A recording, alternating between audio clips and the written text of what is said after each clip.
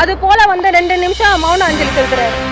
அவங்களுடைய புகைப்படம் வச்சு மலர் அஞ்சலி செலுத்தி கண்ணீர் மல்க அவங்களுக்கு ஏதாவது நீங்க பண்ணீங்களா? நீங்க 20 லட்சம் யாரால கொடுத்தாரு? இந்த வீரலட்சுமியால கொடுத்தாரு. ஏன்னு தெரியுங்களா?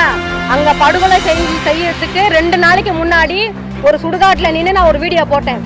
ஏன் போட்டேன்னா ஒரு திருவள்ளூர்ல சாக வேண்டியவங்க எல்லாருமே நான் கண்டனம் தெரிவிச்சு வந்தா நீங்க வந்தா இங்க ஒருத்தர் கூட இங்க இருக்க மாட்டீங்கன்னு நாங்க வந்து பகிரங்கமா நாங்க அவங்களுக்கு வந்து எச்சரிக்கை விடுத்தோம்.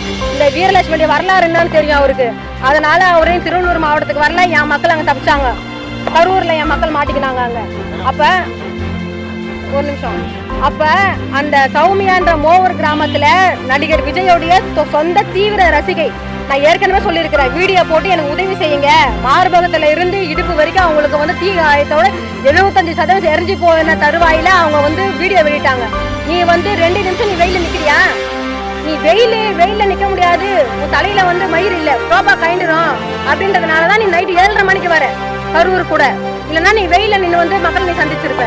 அப்ப அந்த இடத்துல சொன்னேன், நடிகர் விஜய் வந்து பின்னாடி என் தம்பி தங்கச்சிங்க அங்க இருக்க கூட தொண்டர்கள் யாரும் போவாதீங்கம்மா. உங்களுக்கும் இந்த பாப்பா சமாதியை காமிச்சு இந்த பாப்பாக்கு நடந்த இன்சிடென்ட் தான் கதி தான் உங்களுக்கு நடக்கும்.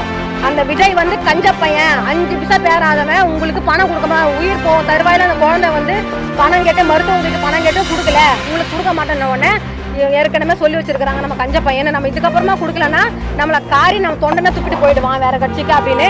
அரசாங்கம் அவங்க நல்ல நேர்மையுள்ள அரசாங்கம், மனிதநேயம் உள்ள தலைவர் ஐயா முத்துவேல் கருணாநிதி ஸ்டாலின் ஐயா அவர்கள் அப்பா வந்து உடனே 10 லட்சம் ரூபா கொடுக்குறாரு. உடனே நீ வந்து 3 ஹவர் கழிச்சு 10 லட்சம் கொடுக்கலாமா இல்ல 11 லட்சம் கொடுக்கலாமா யோசிச்சு 20 லட்சம் நீ கொடுத்த.